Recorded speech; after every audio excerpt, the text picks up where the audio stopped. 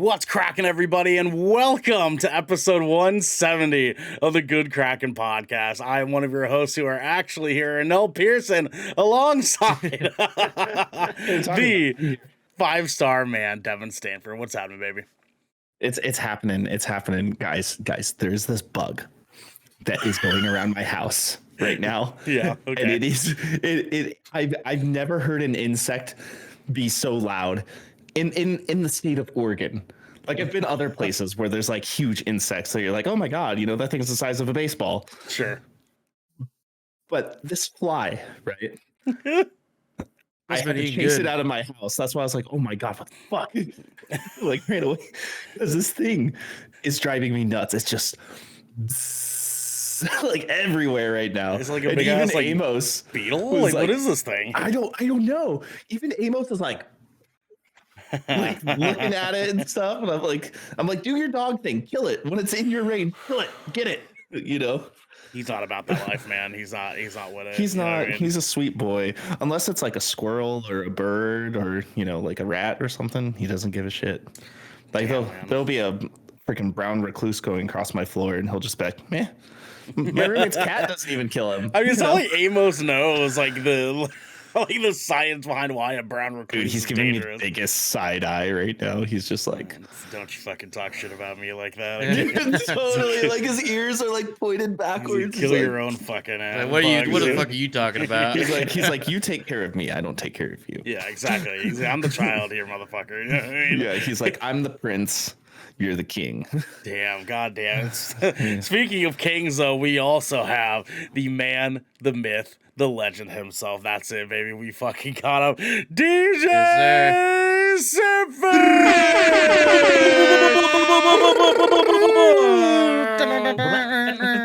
What's happening, DJ? What's happening, baby? I'm doing good, man. As king of the onomatopoeias, I'm just here. I'm here vibing. Are you playing fucking Warzone right now? Yeah, you I haven't done it yet, so I'm waiting. I'm waiting. DJ. DJ. I'm here. I'm here. He's here, huh? Okay. DJ. I'm here. Well, Mr. Man who's not here, but he's here. How was your week, DJ? It's been a lot of work, being on film shoots and just what? Look, it's one thing during meetings, but bro, we're live. Well, okay, all right. Let me commit seppuku right here, and I'll fucking this motherfucker. We'll carry on with this show. Motherfucker. This fucking guy. Man, I was doing good. Wow. Sorry. Wow. Yeah. Wow. Yeah. Okay. You know what I did when I was playing I'm just Warzone? trying to get enough enough experience before we hit hands on deck, you know what I'm saying? But yeah. You've gotten plenty. You've gotten a lot. What if I wanted more? What's wrong with more? One more experience point. Yeah, that's fair. I got you. DJ, anyways, how was your week? How was your actual week? Week's good. Like, I'm telling you, it was busy with film shoots. I've been fucking exhausted. I didn't realize how exhausted I was until like on Friday. Like, I just slept in and I still woke up and I was tired. Like, yeah. Like, it's been like that. And like after the show today, I got more shit to do. So Yeah, I feel that, man. I love that for you. That's good stuff. Hey, I fucking hate having to do more shit. I have to go grocery shopping. I have to go get my oil change. I got so much shit I gotta do today too, man. I'm not excited. I gotta get groceries too. Yeah, oil change, grocery shopping as well. And I'm actually going into the studio to start recording some stuff today. Wow, for that boy band you're starting, huh? Yeah. And now I gotta go cover a shift at Hawthorne tonight too. The sky. Be there. I'll be there. And I swear. We say that like 3 times in the stream last night. It was fucking great. Yeah. I mean, look, Just Friends is an amazing movie. Yes. Very good movie. A very good song. I mean, very great movie. I Swear by All For One is a hit classic. One. Yeah, look. They even use that song for the release of the Xbox Series consoles. They did. I fucking hate that so much. And I they hate had that. them perform it. And they even changed some of the lyrics for Microsoft. DJ, you don't have to subscribe. You work here. Well. No, that brings up a great topic. With Prime Gaming, you get a free Prime sub to your favorite creators every month. So even though you think I'm paying, I'm actually subbing for free Yeah, with Prime Gaming. I do the same thing, It's like, gotta put that money back into the GK pocket, you know what I'm saying? Since I already have Amazon Prime, I just simply connected it to my Twitch account, and that gave me a free Prime sub every month to my favorite creator, Which, like the people here at the Good Kraken Show. yeah, which you too, if you have Prime Gaming, could give us your sub as well. Well, we're not talking about Prime Gaming yet because today we're talking The Fall of Thor, Delayed Island 2, movies you're sleeping on, and much, much more because this is the Good Kraken Podcast, your choice for all the nerdy video game and pop media news, reviews, and discussions that you want to hear. Live every Tuesday at 7 p.m. and Saturdays at 12 p.m. If you're on this wave, you can head on over to our Discord channel where you can get submit questions and you can submit topics of questions and topics to the show. You can get exclusive content, and soon you'll be able to have early access on episodes before they go live on podcasts and video services across the digital sea. Yes. Okay. there's that Asian pirate you were wanting, DJ. Son of a yarg. Yeah, what they gonna say? We're like a slutty pirate outfit, you know what I'm saying? It's just Devin what in like, else would I wear? like knee-high boots and like a garter belt. It's like Patrick and SpongeBob in that one episode where he's wearing fishnets. It's great, dude. But if you've emptied your pockets for the latest and greatest in entertainment, that is totally fine. You can watch us record this show live right here at twitch.tv/Good Kraken Show. But DJ, as DJ said, if you have Amazon Prime, you also have Twitch Prime. We would love for you to give that to us to help keep us pushing content out for all of you listening or watching at home. But you can also support us by going to our YouTube channel, clicking that beautiful bell and big red button, or by subscribing to our podcast channel by searching Good Kraken with an exclamation mark and leaving a review there. Review. DJ, my man. What is up, Ernell? We have some captain's orders, my friend. Guys, our part 1 gameplay, if you're watching this live, our part 1 gameplay of The Devil in Me for me and Devin, the 5-star man right here, will be live on YouTube here in a few hours. Gotta upload that bad boy, get that made and ready to go for all of you guys. If you are watching this... How is it? Or listening... Oh, dude, it's so far, it was a bit of a slow start. It's a bit of a slow start. A little slow. I was bored. I like the House of Ashes one more so far, but I can kind of see what they're building into. It's definitely taking this approach like it's definitely taking like an approach of a horror movie in a sense where the first like 45 minutes is all build up. Yeah. The first like 30, 45 minutes is sort of like trying to get some character background and some relationships established. Like, how do they get to this spot? Like, what's going on? Like, oh, there's some weird mystery thing that's going on. So it is a bit of a build-up, but we did get a great BIPOC LGBT scene, a little kiss scene that was fucking beautifully well done. And we can kind of see like what they're getting ready to do. It feels like we're right about to hit the peak of things. So like we're about to kick things off. Probably our next stream for this game, not next Friday, but the Friday after, we'll definitely have some more horror fun for you guys. So if you are listening to this on podcast services or you're watching this on YouTube later on, it will be live already. So you guys can go ahead and watch that after you are done listening or watching this episode. A little winky wink, you know what I'm saying? A little but also for our video viewers. Don't forget to join us on December 8th at 4:30 p.m. to join us for our live reactions to the 2022 Game Awards. Gentlemen, we are here. We're living for it. We're ready. We hope you guys are ready too, because it's going to be a lot of fun. We live react to the Game Awards every year. And this year, we have DJ here. This year, we're going to have Xander and Garrick and me and Devin. And it's going to be an extravagant fucking time. Maybe we will be looking at the water once again. once again, Water. World premiere. world World premiere premiere. coming day one on Game Pass. Like, That world premiere and coming day one on Game Pass is like, it's just like euphoria. Like, I know, dude. Fucking this scratches a little itch in the back of my brain. You know dude, what I'm saying? fucking goosebumps, man. Like Goosebumps. like Feels so E3 the other year, Devin. What was that? What was that fucking space flight game that they kept advertising like every like 10 minutes? I mean, I try to block that out of my fucking memory. Dude, they have one game specifically where they had an ad for this fucking game like 20 different fucking times during the showcase. And the showcase was only like an hour fucking long, man. Like we That was were a like PC. No, the PC showcase was like 2 hours long. I remember this, and it was like every 15 minutes. but it wasn't Blah, just blah, during, blah, blah, blah. it wasn't just during PC though. It was like the entire event. The entire fucking event for E3 had like this fucking, I want to say it was like Frontier or something like that. Something Some I don't shit like know. that. I don't even fucking know, man. Someone spent a lot of money to put that game in people's faces, and nobody cared. Nobody cared, but we do have some stuff that people do care about, my friend. Devin, what do we have first for the folks at home? See this? Yes. Sometimes people don't wear these like Okay. we're all wearing. And Okay. sometimes we like to put these things on to protect our right. domes. Okay. And we call them the helm. That's not squawk. That's not the helm of a ship is not a helmet. I hate Don't worry. I hate all of you. I hate all of you so much. Because later we'll talk about the hands. Yeah, that's for damn It sure, won't be isn't here it? to save you, though. Damn it, man. I hate it. I hate it here. Yeah. Devin, my friend, hit us with our first news story. All right.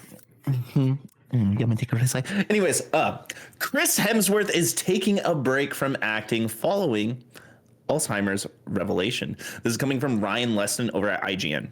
A recent episode of Limitless revealed that Hemsworth is genetically predisposed to develop Alzheimer's disease. Quote, it's not a pre-deterministic gene, but it is a strong indication, end quote. He said, 10 years ago, I think it was more thought of as a detriment. Essentially, his genetic makeup includes 2 copies of the APOE4 gene, one from his mother and another from his father. This combination reportedly leads to an increased Alzheimer's risk. Quote, it's not like I've been handed my resignation, he added, but the Marvel star will be taking a break for a short while after the experience of filming the series forced him to confront his own mortality in a number of ways. Quote, it really triggered something in me to want to take time off, he explained. And since we finished the show, I've been completing the things I was already contracted to do. Now, when I finish this tour this week, I'm going home and I'm going to have a good chunk of time off and just simplify, be with the kids and be with my wife, end quote. Limitless is a 6-part TV show for National Geographic, available on Disney Plus, that sees Hemsworth explore the full potential of the human body with episodes devoted to the science of longevity.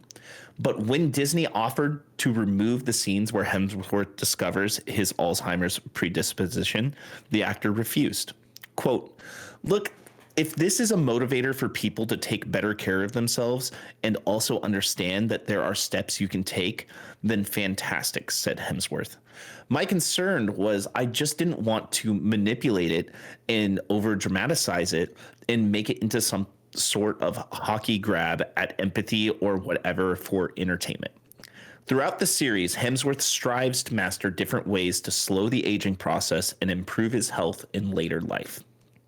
Quote, I think one of the beautiful things about the show is how open Chris is throughout it, said director Darren Aronofsky. Yep. Yes. Yep. In an interview with IGN.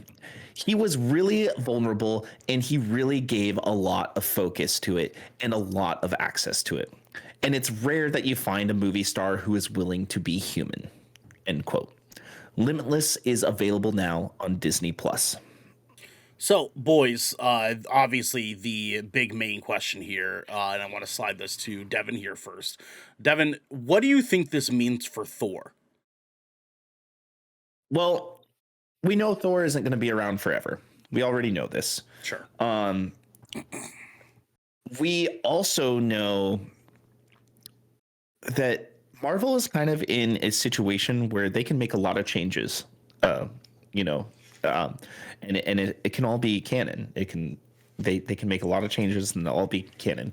We could move to a different universe in a sense because right now we're based in the Marvel 616. Yep. They could move over to another area. They do it in the comics all the time too. Granted, I mean Chris Hemsworth is Thor. He is. If they do move things around, or if they really need to do a replacement, like they really have to, he has a brother. He's just not as big. That's true. It That's is true. true. He's also playing The Witcher, which is very unfortunate. Yeah. Let's just. I'm sure if he was offered the role of Thor, he would definitely not be the Witcher anymore. Let's be Yeah. real, you know.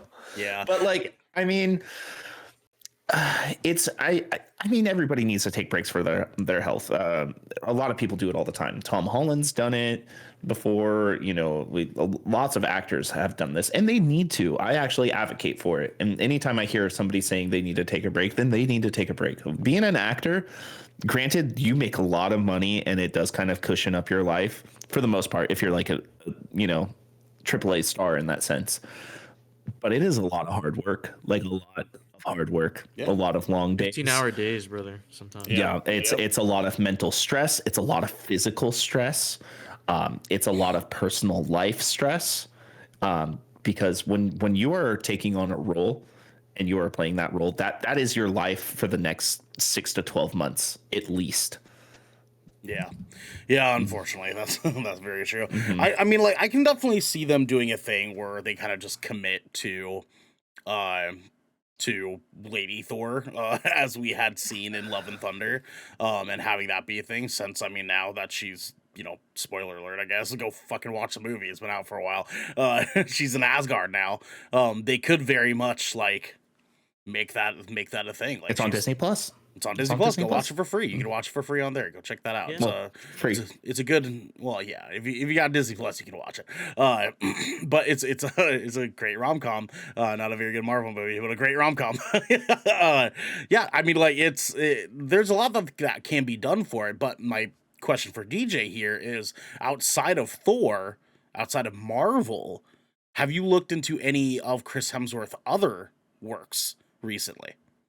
Can you name them for me? Because I don't Spiderhead. like. Spiderhead. Spiderhead on Netflix. So there's Extraction. really good. On Netflix. which is Extraction. I really watched good too. Extraction. Phenomenal. Extraction was really good. God damn, that's a movie, my man. Spiderhead's What a was good- that? What was it? Fuck. Was he in was it 13 Strong? Or what the fuck? I don't Yes, remember. he is. Yeah, he's, yeah. one of those He's movies. the I watched captain. that one. That one was good too. Yeah, it's a good movie. Yeah. It's a good He movie. was So- actually pretty good in that one. For anybody who hasn't seen Extraction yet, it's essentially Call of Duty the movie. Yeah, basically. It's fucking lit, dude. It's fucking It's lit. really man. good. Yeah, No, it's pretty it's dope, fun. man. It's isn't he doing this Extraction too? That's like one of his contracts. They're filming it right now. Yeah. Yeah. Or So actually, I think they that's- just got done filming it, and now they're in post. Mhm.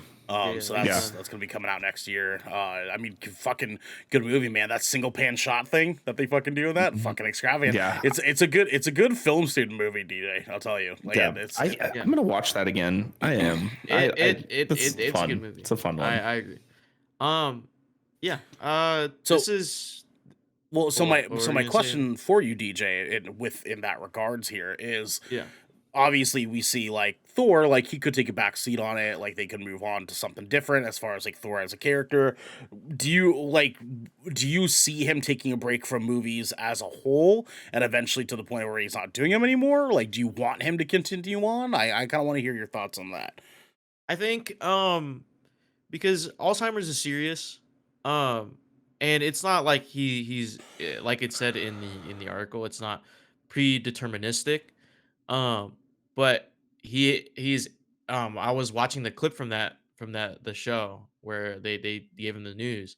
He's 8 to 10 times more likely than the normal average person to get it. Yeah. And it was like really heartbreaking seeing him, like he said, like, man, to think about like my kids and my career not remembering it is like, so um to me, what I'm trying to say is he has to find out for himself whether like he wants to just spend the rest of his life just with his family, or spend the rest of his life building his legacy, or the rest of his legacy, right? Yeah. Whether it stops here at Thor, or he wants to continue. Where he says, well, like if he has another epiphany, saying, well, this rate of Alzheimer's is not going to stop me from doing the works that I want to do. Yeah. But that's a decision for him to make, and we, as the public, and as consumers of what he's a part of, we should be the one to decide that for him. Yeah, absolutely. I've seen a lot of people say like, "Oh, he should come back," blah blah blah. It's like, no, like, that's his decision. Um, Well worded, my but yeah, friend. Well worded. I like it. yeah. What's up, Devin? I have a prediction regarding his Thor character. I could see Secret Wars being the end of Chris Hemsworth Thor. Yeah, I could see that too. Because that in too. the comics, Thor actually does die. He does. I mean, he comes back, but yeah, he does die. Yeah. He hella Like, comes actually- back in the comics. Jesus Christ. Yeah, but and not as a good person. No. Not. Exactly. That's why I mean. He hella comes back. He does yeah. And that's when wildly. you sub in in the his comics, brother. guys, That's when you sub in his brother, because Yeah, there you go. That's when you sub in Liam. Yeah, like he looks slightly different enough. He'd be like, "Man, there's something off about Thor. He doesn't look right." look. In the comics, guys, just so everybody knows, King has this thing called the Thor core. Yep.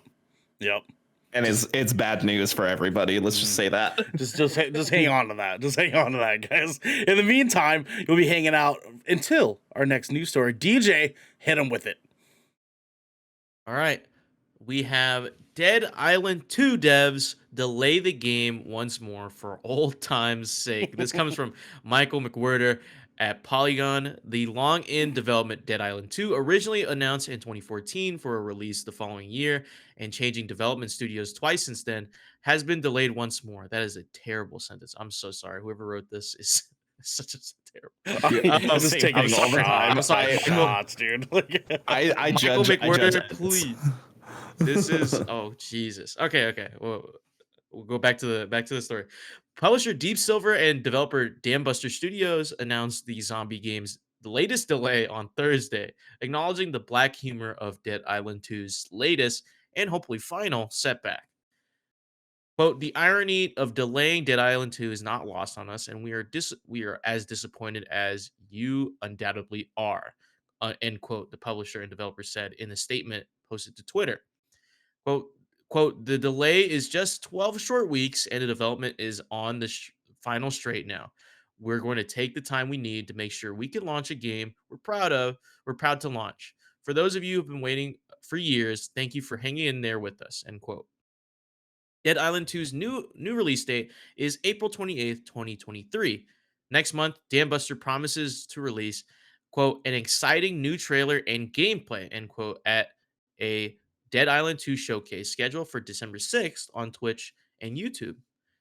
It has taken Deep Silver a decade and 3 developers to get there, after Techland, creator of the original Dead Island and its standalone expansion Riptide, decided to follow its own path with the Dying Light series. Deep Silver tapped Jaeger Spec Ops: The Line to develop a sequel. In 2015, Jaeger was dropped by Deep Silver, apparently over creative differences. UK studio Sumo Digital, responsible for Little Big Planet 3, Crackdown 3, took over and worked on Dead Island 2 in silence for 2 to 3 years. Sumo 2 was ditched, and in 2019, Deep Silver announced that development had been switched to an internal team. Homefront, the Revolution developer, Dambuster Studios. Polygon played the latest version of Dead Island 2 this summer, and in our preview of the game, wrote, it's a far cry from the exhilarating freewheeling open world traversal of Dying Light 2, but maybe that's the point, and maybe it's not a bad thing. Keeping Dead Island 2's feet on the ground and keeping it simple might be the best way to move on from its difficult past, end quote. Dead Island 2 is bound for PlayStation 4, PlayStation 5, Windows PC, Xbox One, and Xbox Series X next year. Devin, I'll come to you in a second. DJ, I want to swing to you first, my man. Devin, hang tight. Yeah. Hang tight. I know, baby boy. I know you got work, so I want to give you the time to do it. DJ, were you a Dead Island fan, and is this a bummer for you? I actually, I didn't have all the fucking game consoles back in the day, but I would watch YouTube and I watch like all these creators play Dead Island, and it looks so fun, like Dead Island. Good And games. I was like, man, like I want to play a game like this, because it looks fucking awesome. But it's been years, man, like a whole decade, and we haven't got this game. I remember that first trailer drop for Dead Island 2, Such a where good like trailer. yeah, like, Shocking. the one that yeah, like, the guy just running, and we're like everyone was so hype. I remember that time, and everyone was so hype. We're like, yo, this is gonna be crazy, it's gonna be crazy," and then, it just never came, Just never, and now never, it's been never through dropped. such a and it's been through such a tumultuous like development cycle that at this point I don't even know what to expect from the game at this now because you know from that last quote they're like it's a far cry from Dying Light 2, which is like everything you basically want in like a zombie infested like dystopian apocalyptic world where you can just like go parkour, fucking free run around and fucking beat zombies on the head. So I wonder what angle they're taking with this one because if it's grounded, it'd just be like Left 4 Dead 2, with just maybe less guns. I like it. um, Yeah, yeah. you know, Devin, um, go ahead. All right.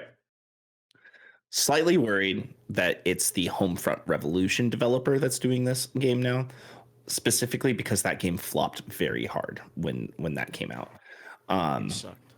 yeah, Bad game. Bad game. Bad game. but Bad but game. Dead Island was revolutionary when that game came out. This was one of the first games ever that was an open world scenario where you could play co-op with your friends and go through the RPG experience. Everybody progresses in the story at the same time. The crafting system was very well developed and very fun. You got some ridiculous, like you could get throwing knives that had like that you could put mini C4 on, so when you threw it, it would explode and like it very fun and very detailed game for an Xbox 360 game and PS3 game. Very impressive at the time. Me personally, I like Dying Light, but Dying Light kind of has that Assassin's Creed effect, right? Where there's just so much to do in that game and so many places to go, it almost gets overwhelming. So I like the idea of this game actually being grounded. You know, Dead Island is supposed to be fun, right? It's supposed to play with your Yeah. friends, you go have fun, you focus on some quests and stuff like that. It wasn't really like all about the story in the game, but it was all about the places you went, the different creatures you saw, the different funny Easter eggs that they would put in the game because the game had a lot of comedy to it as well. I'm actually looking forward to this game still. I'm okay with it taking as long as it did because regardless of whatever, struggles they had getting up to it, they're delaying it because they want it to be good. I'm okay with that. We have so many games that are coming out that we are playing right now that I wouldn't even have the time to play Dead Island right now. I just wouldn't. That's fair. That's fair. DJ, are you worried at all for this game for the same reasons Devin was, as far as like the Homefront developers? Um, I'm worried because, Bad game. Homefront the Revolution is kind of just that Bad game. game came and went like just I felt like it was DOA, like it was just Yeah, yeah. dead on arrival.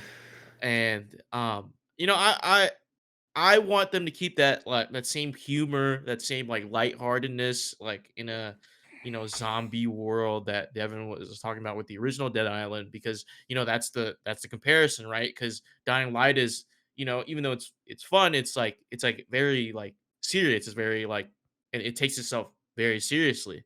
As Dead Island's like yeah, it's kind of serious, but you have fun. Like I don't know, like it's like the Saints Row of fucking like zombie games, low key. Yeah, Like a little basically. bit, not like outrageous, but it's like I mean, that's Dead you can make that Rising, comparison. right? But like, Yeah, the Yeah, that's 100%, Dead which I Rising, would but like love for that to come back. Dead Rising is cool, but like I think it's in the middle of that, like between yes. Dying Light and Dead Mhm. Rising, where it's like it's a happy medium, and a lot of people can have fun while also taking it serious enough to be like, okay, let's continue on with this story path or this quest path or whatever, right? Um, and yeah, I'm worried, but I'm optimistic about it. Um, if it's a good game, I'm gonna buy the game, and we will Hell all yeah. play it Hell for yeah, splash baby. damage. Hell yeah, it'll be a damn good game for splash damage, I'll Yeah, tell you what. But we yeah. do have some interesting news outside of the delay for Dead Island. We have Amazon orders multiple Marvel Sony shows, beginning with Silk Spider Society from Walking Dead's alum Angela Kang. This was on Joe Otterson over at Variety. That's a long ass headline. That is what a True headline. that. True that. Oh, Jesus Christ. All right, so the first series under the deal will be Silk Spider Society, which was developed by The Walking Dead showrunner Angela Kang, along with Spider Man Into the Spider Verse producers Phil Lord and Christopher Miller. Kang will serve as showrunner and executive producer on Silk as part of the new multi-year overall television deal she has signed with Amazon. Kang, Lord, and Miller all executive produce, along with former Sony boss Amy Pascal. Sony Pictures Television is the studio, with Lord and Miller currently under an overall deal there. Silk Spider Society will debut domestically on MGM Plus's Knee Epics. What the fuck does that mean? Linear channel, followed by a global launch on Prime Video. The show is based on characters created by Dan Slott and Humberto Ramos for Marvel Comics, and it follows Cindy Moon, described as a, quote, Korean-American woman bitten by the same spider that bit Peter Parker, as she escapes imprisonment and searches for her missing family on her way to becoming the superhero known as Silk, end quote. The Silk series and other shows based on Sony-controlled Marvel characters were originally reported as being in the works back in September 2020. At that time, Lauren Moon was writing Silk, while it was reported in 2021 that Tom Spezialy had joined the series as showrunner as part of his own Amazon overall deal.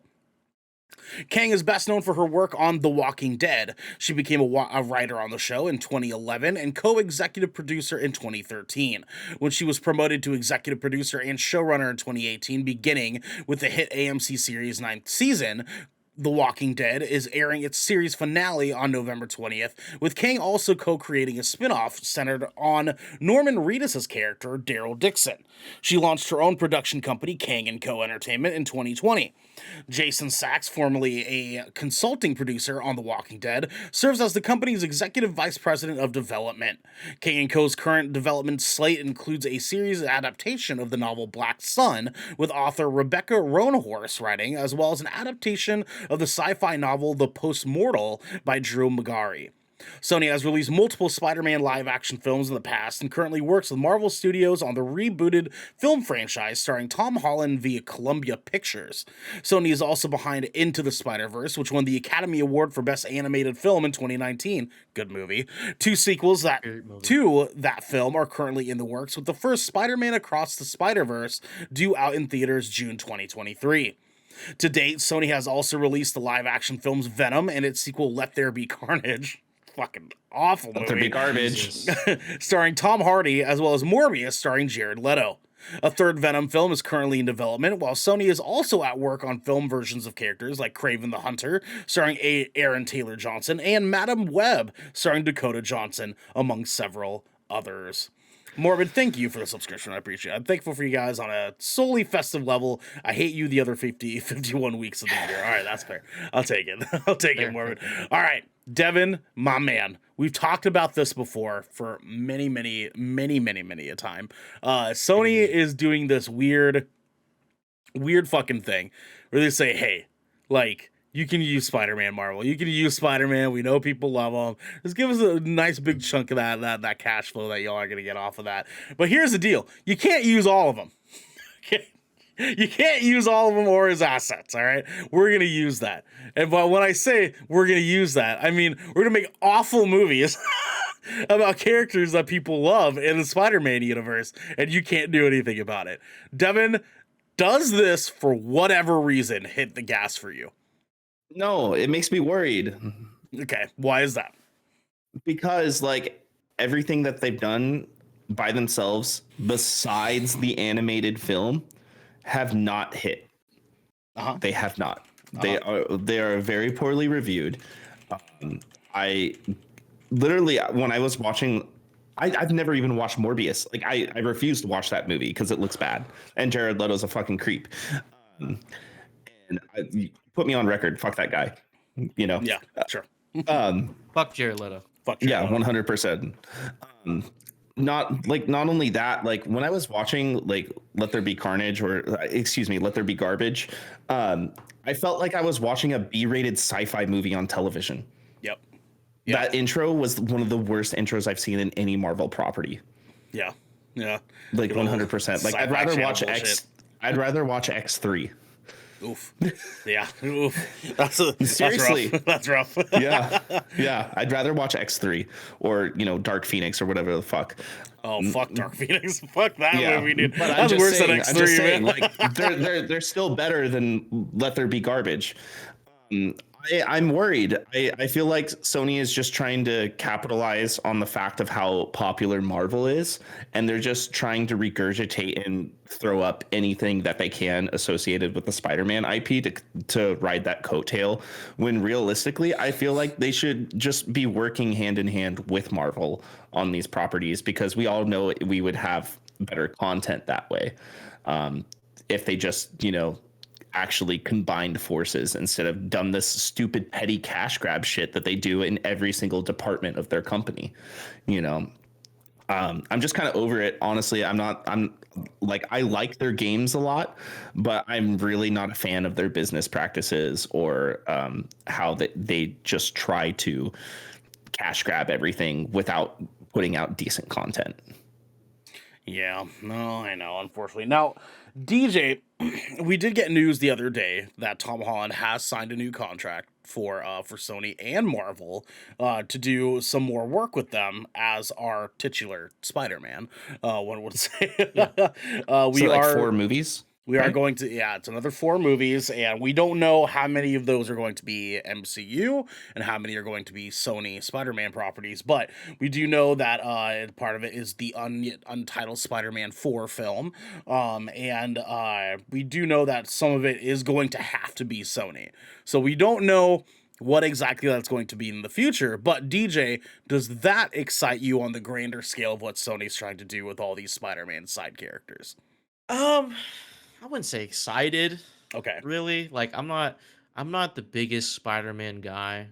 I'll be honest, and Tom Holland doesn't do it too much for me. Oh, he's a great Yep. Spider-Man. He's though. great. He's great. He's good. But he just doesn't do it for me personally.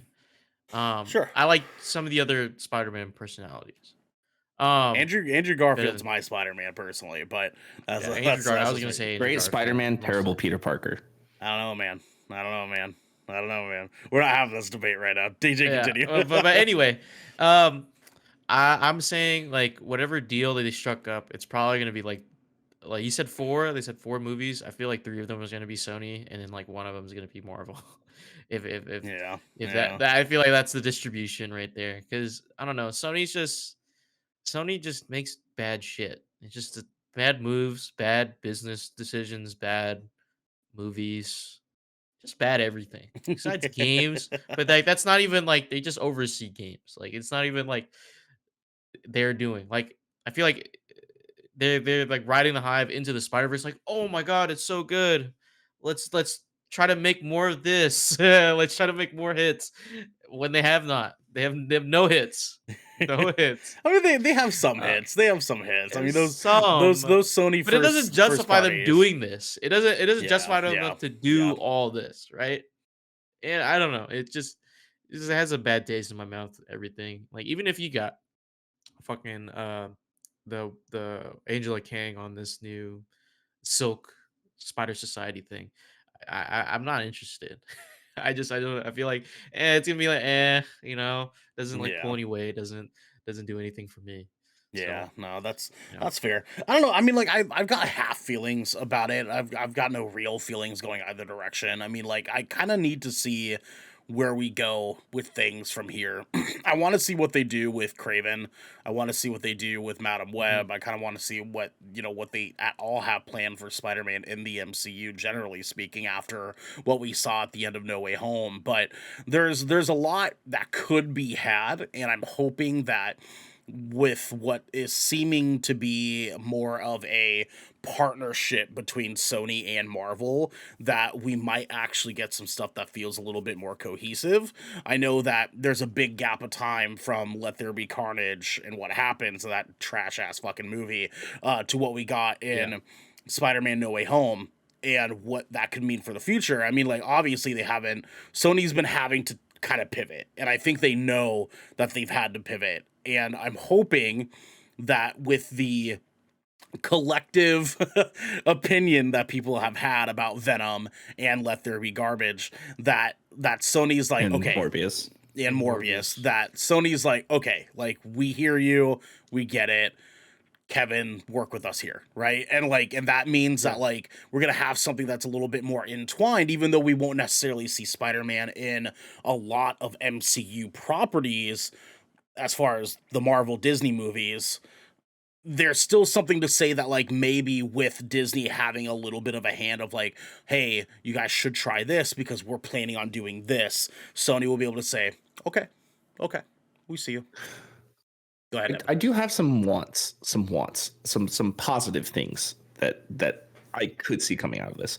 Madam Web is going to be a multiversal saga, like a multiversal trip, so that can intertwine maybe with this multiverse saga that we're going through right now in the MCU, because that could have some repercussions in the sense. Sure.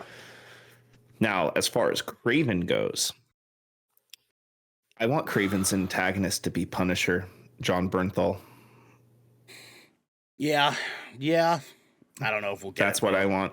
I don't know. If I we'll know, get but it, though. that's what I need, because like that storyline in the animated series and the comics is so good, and it would make so much sense, and it would be a great introduction for Kraven, especially with the way that Punisher acts with that character. John Bernthal is my Punisher, man. Oh, I mean, I he's don't know- everybody's Punisher. I don't know like how like up to date you guys keep up on like the comic work stuff, but Punisher just got Superman powers, dog. So like, who knows? Really? Yeah, in the comics he can fly now, and he's got like super strength. It's fucking wild, bro. Like, Like how? it's how? a long I'm story. imagining It's- John Bernthal flying around like and just beating the fuck out of just killing every motherfucker, just flying I know, around. right. No, I'll definitely want more of a grounded Punisher story than that, and that is like a month ago that happened in the comics, so it won't be. Yeah, but Devin, I'm sure Devin's saying like 20 the years from now, stipulations 20 of, years like, from now, what it we'll see was. Punisher flying. Yeah, It's all integrated with the Hand and Daredevil in that story, so it's so some the Hand mystical shit. Yeah. they So I wonder- use magic to give him powers. So they're the dark abilities of the beast, essentially. Dude, 20, 30 years from now, superhero movies would be like Yeah, off I the know, fucking right? chain. That's Off the terrifying. fucking his dog. Like, it's gonna be That's lit. That's terrifying. What if Punisher is like the like the antagonist, like in like the Hand and Punisher are the antagonists in like Midnight Suns? Yeah, it could happen. It could happen. I don't think they'll take that turn though. They've got a lot of like origin story they got to cover and like things like that first. But yeah. unless we get that integration from the Netflix shows, which like we don't know how much integration that's going to be. We know we got Charlie Cox in Spider-Man No Way Home. We know we have him in She-Hulk. We know we're getting Born Again.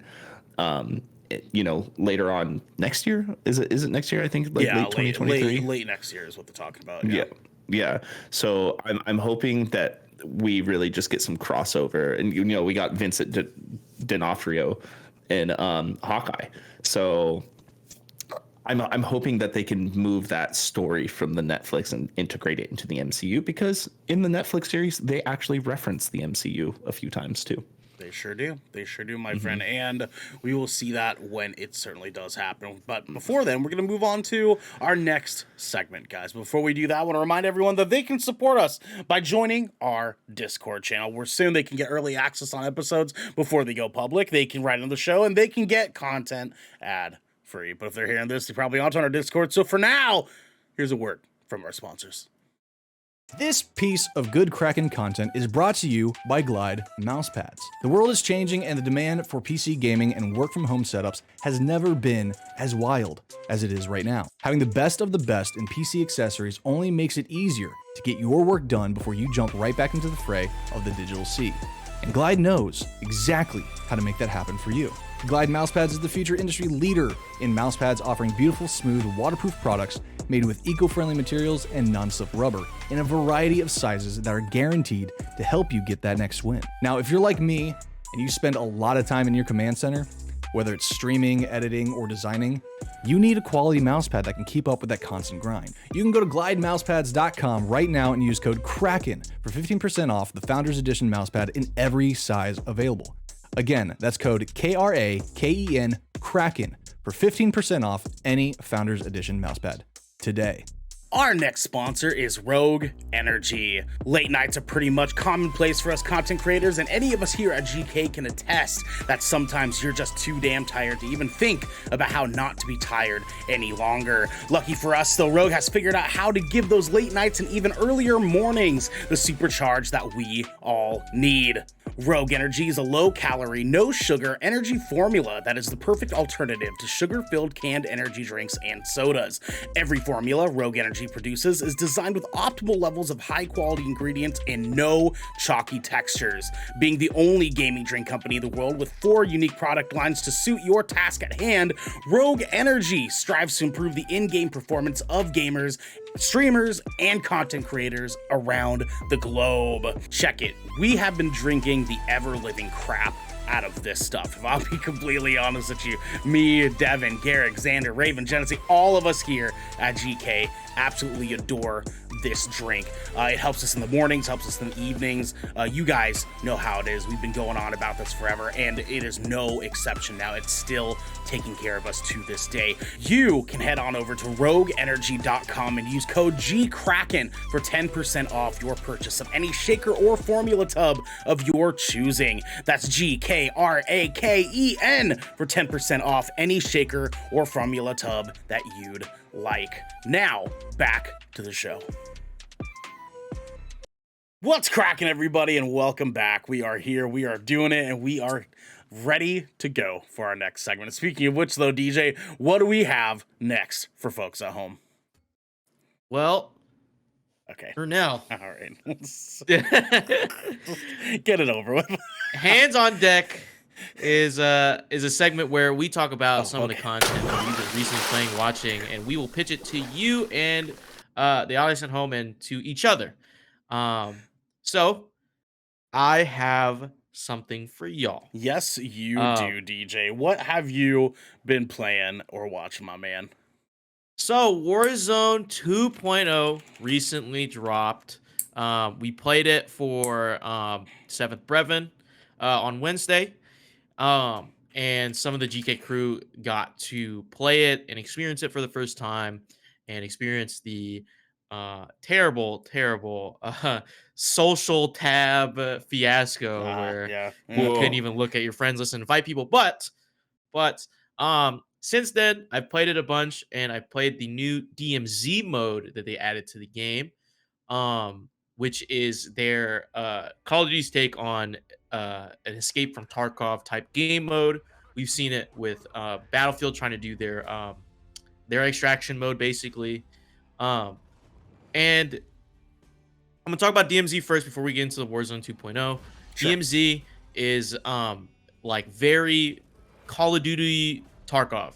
So if you guys don't know what Tarkov is, Escape from Tarkov is a game where basically you load into instances or raids, and whatever you bring in is what you have, and whatever you take out is what you'll. And if you extract, you basically get to keep all your stuff and keep all your loot. But if you die, you lose everything on your person. Now,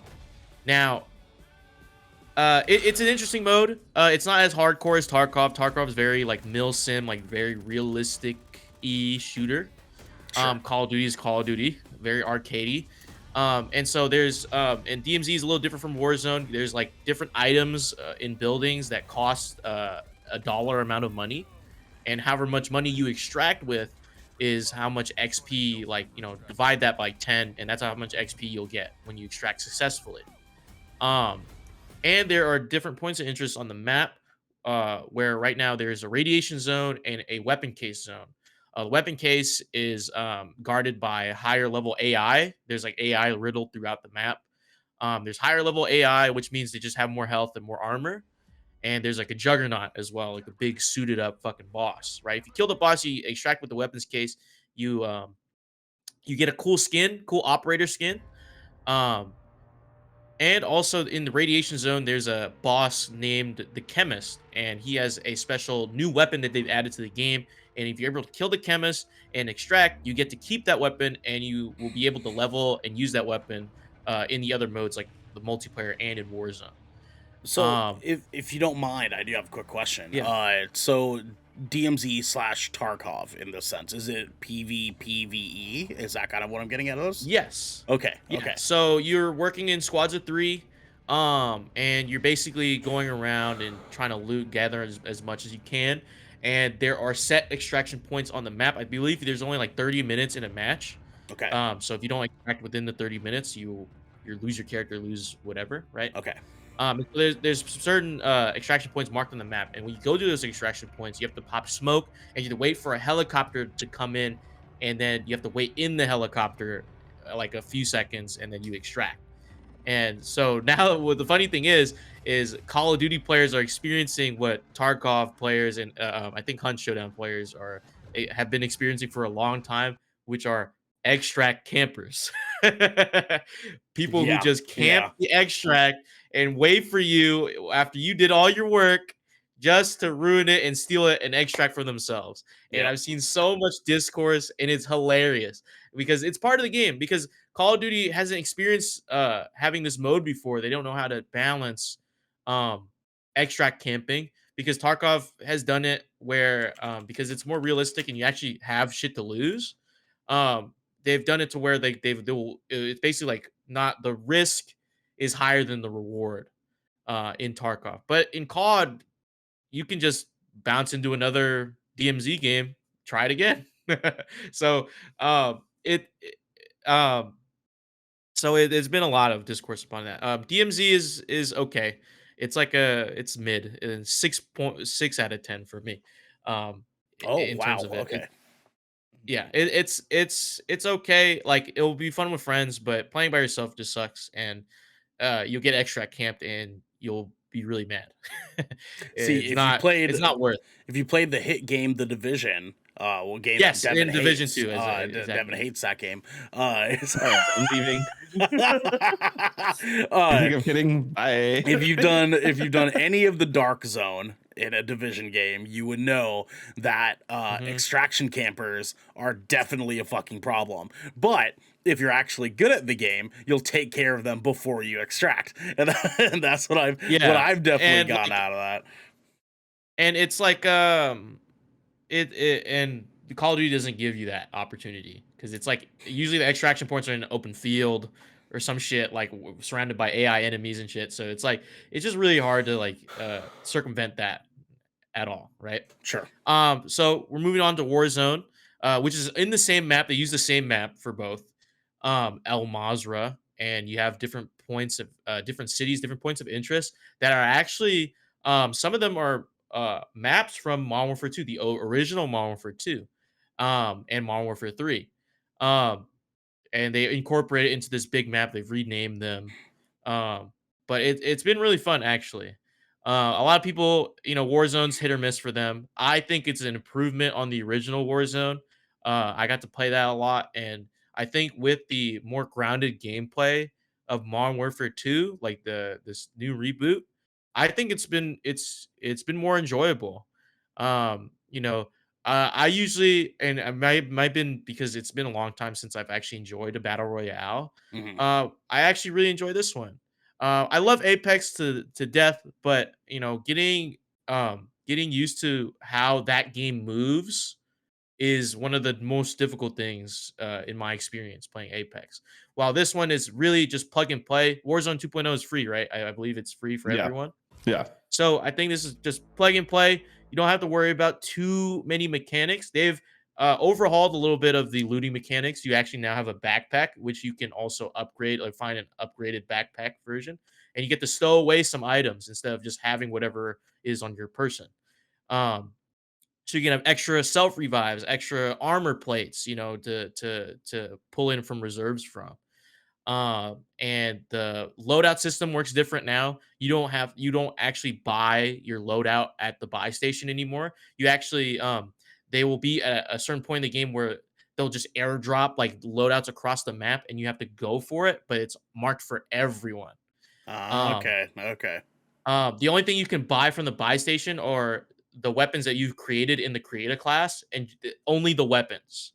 So you can't buy the perks, you can't buy whatever, and you can only buy UAVs from the buy station Yeah. now. It's been fun. Uh, for a battle royale experience, I think this is an 8 out of 10. There Oh is some wow. things Okay. that I find very little that's like bad about it. It's still Call of Duty, it's still Warzone. So if you don't like Warzone, then it's not going to be for you anyway. Yeah. But Sure. I enjoy it more than any of the battle royales that have come out. I'd rather play this than Apex right now. Okay. But I that's just agree me. with you on that front. I do find the movement, especially with this specific engine that they're using, I find the movement a lot more like quote unquote based in reality. You know what I mean? Mhm. Um, and it's really fun. Yeah, Uh, it's simpler. It's simpler, yeah. and I feel like anyone who's like coming off their job and just Mm. plug in, play Warzone with their friends, and have an awesome time. I will Regardless. say too, there is a difference in how the weapons operate between base Modern Warfare 2 and Warzone as well. And you do kind of feel it as you're playing. Like, haven't you kind of noticed that? It's like some weapons are actually better Uh, in. nah. I mean, like, there's they still feel the same to me, but I Mhm. think what you're meaning, Devin, is like they're now you have to use there's different attachments that you would want on your weapon Mhm.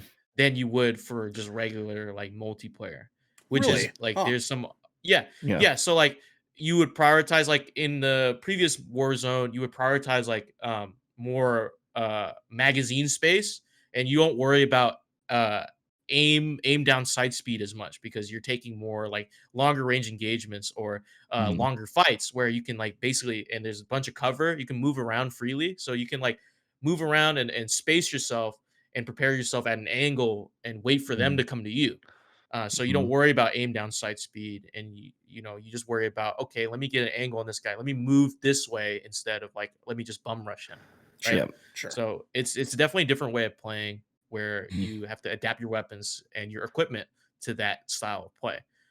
Like I started using proximity mines more in Warzone than I ever used in my entire lifetime playing Call of Duty. I've Yeah. never used a proximity mine in my life. Yeah. And it's been fun. It's been really fun. Yeah. You really want to like make more magazine space, good stocks, um, Mhm. ACOGs, like 4 times scopes, long barrel setups, and I'd almost recommend either like a foregrip or like a new actual grip for Yeah, stuff and a like lot of people that. are using LMGs too. You don't see a Yeah, lot the of LMG usage RPK. in multiplayer, but LMG usage in Warzone is pretty big. Yeah, I like the Um, RPK a lot. When we were playing together, remember I got a fat kill streak using that Oh yeah, RPK. and fucking Devin won, I believe, right?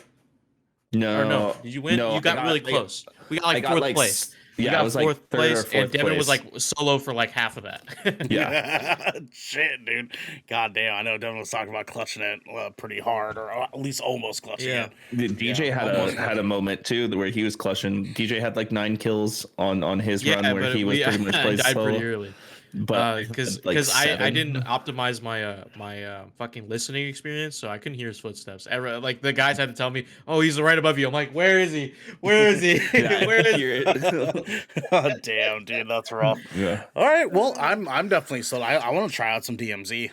That sounds Yeah, lit. Same. I love. I think it'd be fun with playing with y'all because I think playing by myself it just sucks. Yeah, no, for Like it's sure, not for a sure. fun, I not get a you. best That's experience. triples though, right? Yeah, it's trios and also the AI in the game. It's like playing on veteran. Oh, Jesus, fuck. okay. Yeah. I'm Well, just like, gonna hate it. they have a buffer period where like they'll take a few seconds to like identify you, but once they're on your ass, dude, like you're getting hit. No matter where you, unless you're behind cover, you're getting hit regardless. They're not missing on you. Yeah, I beat the campaign on veteran. Let's go, baby. I'm ready. Yeah. I'm ready, baby. Yeah, so It took me like 12 hours, but I'm ready. also a funny note, the only licensed thing in this game is a GMC Hummer EV. Oh, good vehicle. They got the only no licensed weapons, but they do have a GMC Hummer EV in the game. I love it, dude. I love it. All right, guys. Well, I only have a little bit of a thing. It's a movie that I watched the other day that I actually tried selling you guys on a little while back, but it's a movie known as Fall. So I know I watched this with you guys, and the trailer for this, you guys are kind of like, oh, hell no. But also then you guys said, this fucking movie. nah.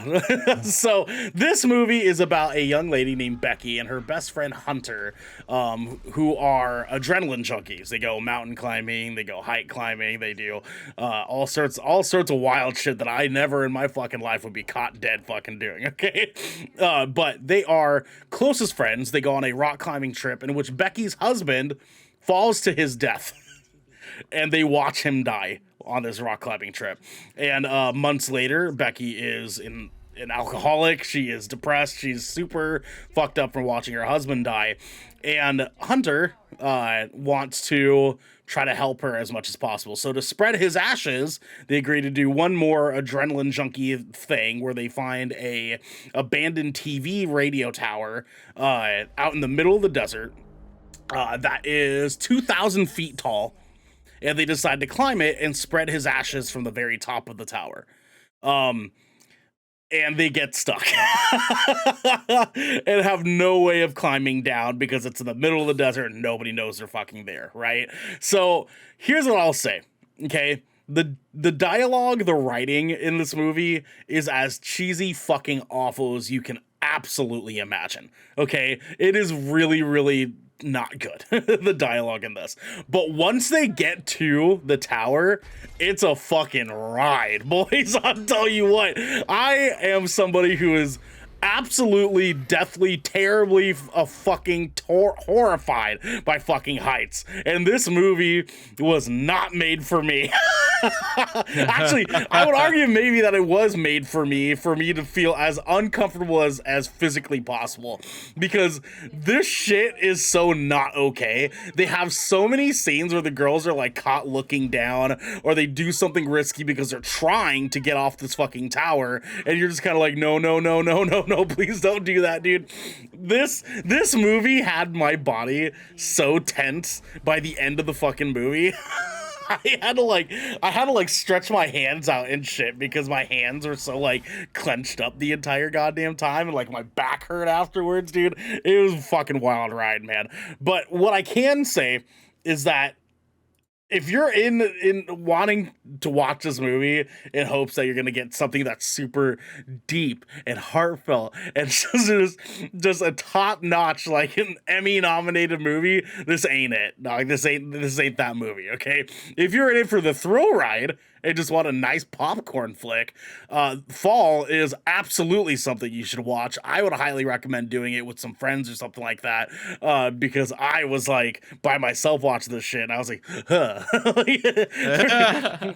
The entire like second and third act of the movie, just one after time, I was like, oh god, I don't want this at all. Like, and it was like the first movie I've seen in a while that had me like kind of like cringing and covering my eyes a little bit because I was like, oh, don't do that, dude. Like, Smile also had me the same way, but that's because Smile was fucking gross, dude. Like, that was a creepy fucking movie. But it was a good creepy movie. It was a good creepy skin crawling ass movie. But Fall is just makes you uncomfortable because like if you don't fuck with heights the way that I don't fuck with heights, you're gonna be fucking suffering for this movie. What's up, Devin? The reason why I don't want to see this movie is it just reminds me of Deep Blue Sea. It's just two people in a perilous situation that get it feels the way that they film it and the way that like the story sort of like plays out once they get to the top of the tower feels more like Rock in a Hard Place. What's that movie called? 27 Days or some shit like that with James Franco, and his arm gets caught in a rock. It's like based on a real life story. I remember that. It feels more like that, where like the survival's there and he's starting to try to like contemplate doing really wild fucking risky shit to like get out of that situation. But it's also got this underlayer of like he's sort of having some revelations about his life and shit like that. These girls are starting to like be in question of their friendship because one of them's starting to try to do some really risky shit, and they're like trying to build a relationship, like we're best friends here, we're trying to get out of this fucking spot, but we can't, so they have to start doing really ballsy shit in order to like get off this fucking tower. I thought it was a very, very fun thrill ride. I thought it was a very fun like popcorn flick. I would never recommend this movie if you're looking for like a jaw dropper, like fucking, I don't know, Inception or some shit like that. And yeah, this ain't that kind of fucking movie. But if you want a nice, fun little thrill ride, I definitely recommend Fall. I would give this movie a 6.57. I'd probably lean a little bit more towards a 6.5 because the dialogue is just very not good. But the action gives it something to bear. Jeffrey Dean Morgan plays as the dad of Becky, whose husband passes away, and he like didn't approve of the husband like whatsoever. He's like, you could find someone better than that. And Jeffrey Dean Morgan, who doesn't know for whatever reason, if you don't know who that is Negan in The Walking Dead. Beautiful middle-aged man. I love Jeffrey. He would. I know we got the like all but confirmed thing of Sacha Baron Cohen being Mephisto, since we know Mephisto's going to start showing up. But Jeffrey Dean Morgan was definitely a pick for me. I would take that as Mephisto for fucking sure, dog. Yeah, like, you make a great Mephisto. Jeffrey Dean Morgan is fucking. He's always great and everything. They barely have him in this movie. So, like, he is one of those things. It's like, oh, we have Jeffrey Dean Morgan in this, and he's, like, hardly there. Right. And so you're like, okay, well, this wasn't really about you, fucker. Like, Jeffrey Dean Morgan is a treasure. Goddamn, 80. Goddamn. Beautiful middle-aged man. I'll tell you what. Tell you what. Anyways, that's my take on that. 6.5 for Fall. Go watch it if you want to have some fun with your friends. Highly recommend that. In the meantime, y'all, we're going to move into our next segment and our final segment here. The good old The Gallows. The gallows. Protect your neck. Protect your motherfucking neck. Boys, today for The Gallows, we are talking underrated movies that you need to watch. Goddamn, we're here for it. Sleeper movie hits. Boys, what we're going to do, we're going to go round robin, just like before. And we're going to name our top three sleeper movies that people need to watch. Starting with your lowest, your third, and we'll work our way up to the number one banger that you think people need to watch right now as soon as fucking possible. Devin, my guy, what is your very first underrated sleeper hit people need to watch? So this is a sleeper hit. I will say it's only got like 6.5 to 7 rating between like IMDb and like other ratings. Okay. But this movie is a very fun movie, and this movie came out in 2007. Okay. This movie is called One Smokin' Aces. Oh, wow. Ooh. Okay. Yeah, that's yeah. It's got Ryan Reynolds in it. It's got Ray Liotta. It's got Ben Affleck. It's got a fucking cast in this movie. It's got Alicia Keys in it too. This movie is a very fun movie. This is an action flick. It's all heist based.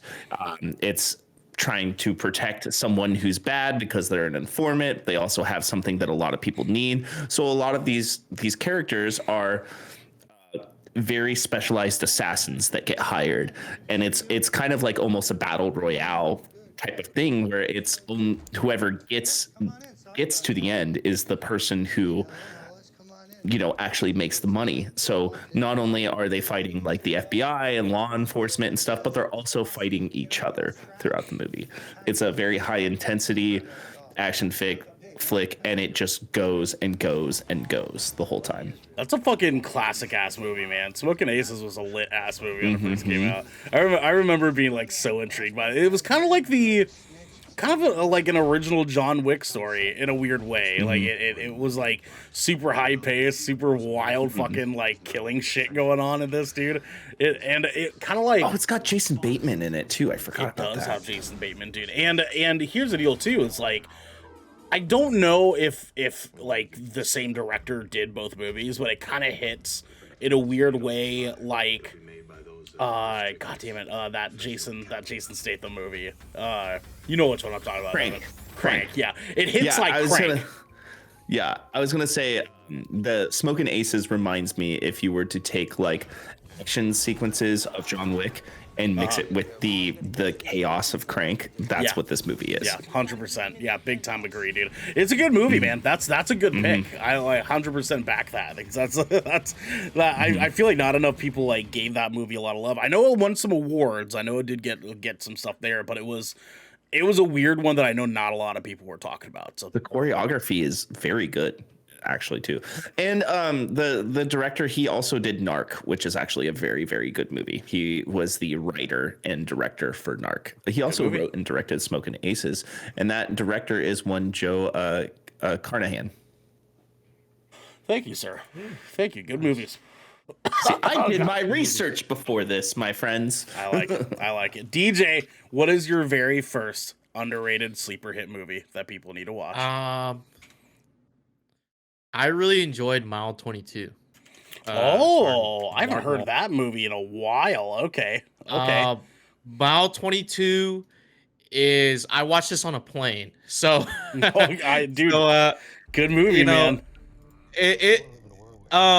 A lot of people don't like this movie, but I think I enjoyed it. It has action, and so basically Mark Wahlberg is like, he has to get this guy across like this border or some shit like that in Southeast Asia, or like it's an extraction movie before Extraction. Yeah, he has like a privatized like military group that the government like hires, and he's like and there's like the movie takes its like twists and turns, and like the character that the guy that he has to extract is like, he's cool. Like he does this thing with his fingers where he's like just tapping it like this. Yeah. But you realize like they're counting seconds. He's counting the seconds until like this big event towards the end of the film, where you're like, what the fuck? Yeah, like, dude. No way. Like, and he's played by the gentleman from The Raid. Fucking good movie. Yeah. That Rated also good movie. I thoroughly enjoyed this. I don't like Mark Wahlberg, but this movie was entertaining. He's actually this is one of the movies that he does pretty well in, to be honest. Yeah, he does actually pretty good in this one. The thing is that I've noticed about Mark Wahlberg is that when he's in a more of a military role, like you can take him more seriously because he plays that role pretty well. Like Lone Survivor is like one of my favorite movies of all time, and he plays that role. Lone Survivor is so good. Fucking good movie. I was gonna mention that, but I was like, Mile 22 seems like a better pick. I think I like this movie more. Lone Survivor and Shooter. Shooter's very good too. Yeah. Shooter's good. Shooter's so good. Yeah. I fucking love Shooter. So why does this movie make it a underrated sleeper hit for you, DJ? I think one, because not a lot of people heard of it, but I think like, you know, if you watch it, this is one of like you said, this is one of Mark Wahlberg's better works.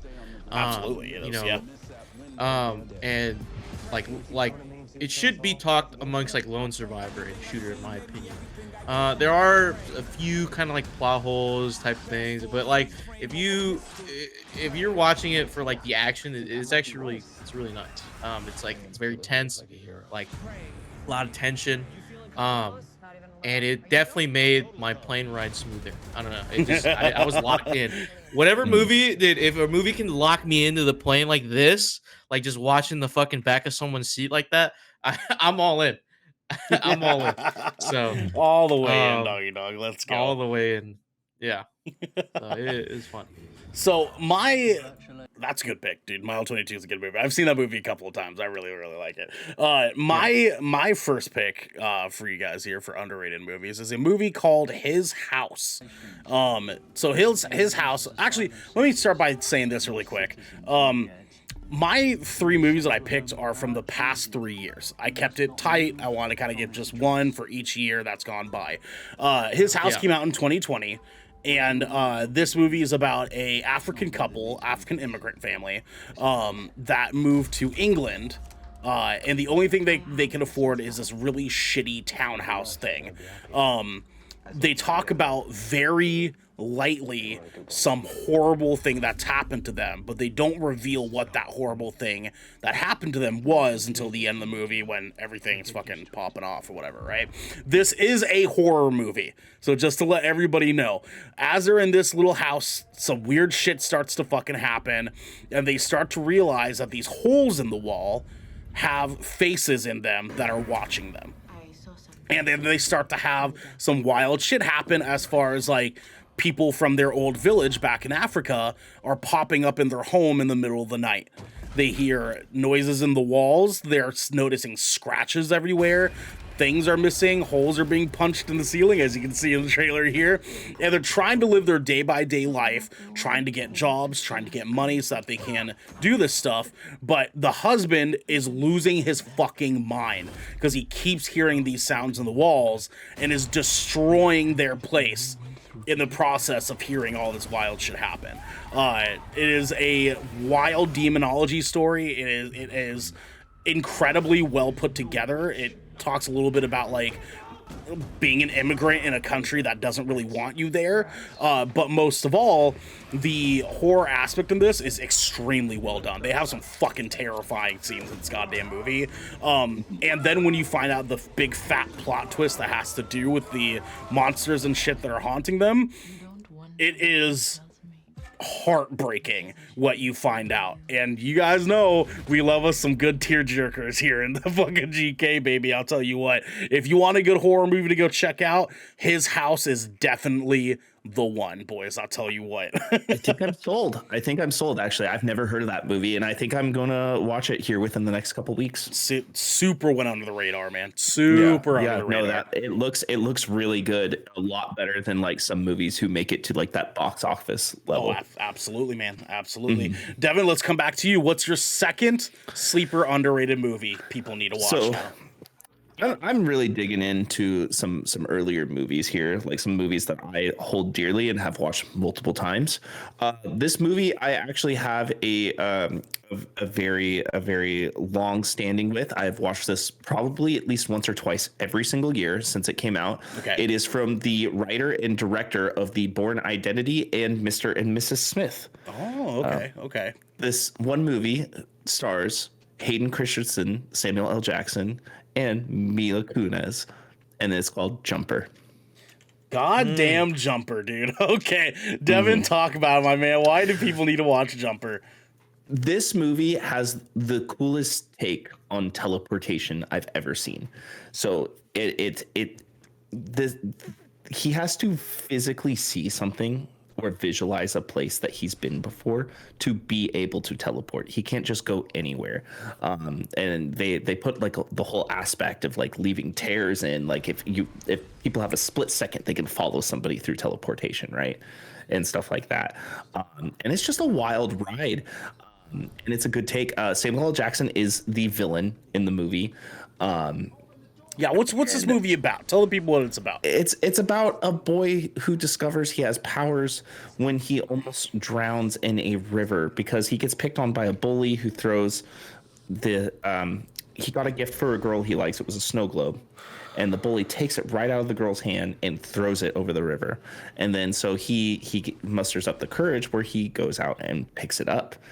And the ice gives way and he gets trapped in the water. So, and everybody thinks he dies, right? But his powers get activated. We'll say his mutant X gene activates in a moment of distress. I got you. You know, and he teleports. And so he takes advantage of this newfound ability. He comes from a very distraught home and family, and he turns his life around and he makes it something better. But there is an organization who hates people like him because there are multiple people with these powers, in fact. And their whole goal is to eliminate those people. Nice. And so Samuel L. Jackson is the head of that. And the story turns into, it goes from him, being cool guy teleporter with love interests, showing her the world, into him running for his life and then trying to fight back against that organization. Okay. I like it. That's a good pick, man. Jumper's a classic, dude. Jumper's a fucking classic movie, man. Have you seen it, DJ? Jumper is good. Yeah, I have actually. Let's see what it Attaboy, says. good. that's what I'm talking about. Let's I go. honestly, Fucking sick. one of Hayden Christensen's best roles, in my opinion. Oh yeah, agreed. He's more fleshed out in that movie than he is in like Star Wars, right? Because we don't get a chance to sit with him in Star Wars as much as humanly possible, and obviously. We all have our caveats with the prequel trilogy, but People can say whatever the fuck they want. Episode 3 is still one of my favorite Star Wars movies. Episode 1, man, that's my shit. Phantom Menace was it, man. Duel of the Fates, goddamn, dude. But I saw Episode 3 in theaters, and that whole intro sequence, just with the battle above Coruscant and with the beheading of Dooku and everything, Goddamn. I was like, that shit was epic as fuck in the theaters. Doggy dog, let's fucking go, man. Yeah, Hayden Christensen, dude. What an actor. What an actor. DJ, it's your turn, my man. What is the second sleeper hit underrated movie people need to watch? The Foreigner. ooh. Oh, that's such a good movie. Foreigner. That's such a good movie. DJ, talk on it, daddy. Great pick. I'm 100% behind that. Fucking love The Foreigner. The Talk Foreigner about is it, one of baby. my favorite movies from Jackie Chan. So Jackie Chan plays this London businessman, and he's playing his character's name is Quan, which is he's actually Vietnamese in the story, and Yes. His daughter dies of this terrorist attack, right? And he goes throughout this movie trying to find the perpetrators of this attack, where he meets Pierce Brosnan's character, this part of the I forgot the Irish, like IRA. The IRA, yeah. He's a leader the of IRA. the Irish gang, basically. Like longtime leader. Yeah. And this dude, who thought like Jackie Chan could act till he's like 90? Because like this is dude. some shit.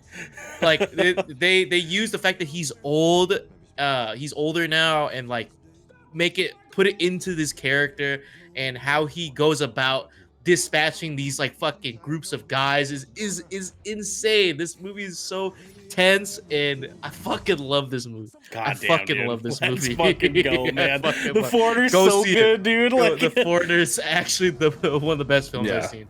That Oh movie is my God. fantastic. A great pick, honestly. Like, old man 100% Jackie backing Chan, that. dude. Oof. Old man Jackie Chan is giving everyone the fucking work, and the role he played, like his acting is actually really good in this. It's actually so dude. good. And they do It's one of such a his good best. job. Like you were mentioning, they did a really good job of like having him like feel like an old man at this, because he's not just like wrecking fucking shop the entire time. He gets his ass whooped. he's taking hits. Jackie Chan is fucking.